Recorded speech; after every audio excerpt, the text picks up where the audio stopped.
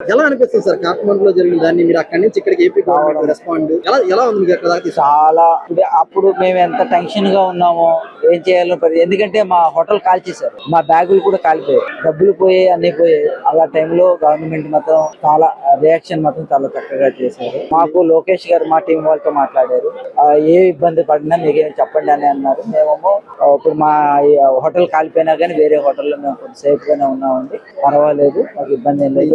తీసుకురా special flight లో అది నిజంగా హ్యాపీ అనిపించింది. అలాగే అక్కడ ఉండే ప్రజలందరూ కూడా చాలా హ్యాపీ ఫీల్ అవుతున్నారు, దక్కిన వాళ్ళందరూ కూడా. మేమంటే కాస్త పర్వాలేదు.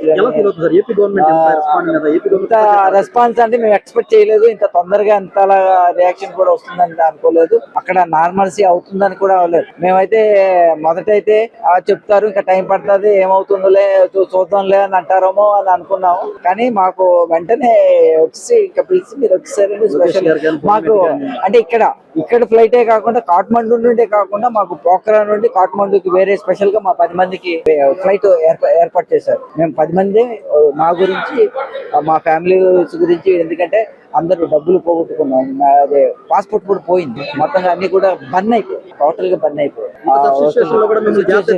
తీసుకొచ్చారు గవర్నమెంట్ మాత్రం బాగా రియాక్షన్, మంచి రియాక్షన్ ఉంది. ఇలాంటి మానవత్వ స్పెషల్ గా థ్యాంక్స్ చెప్తారు.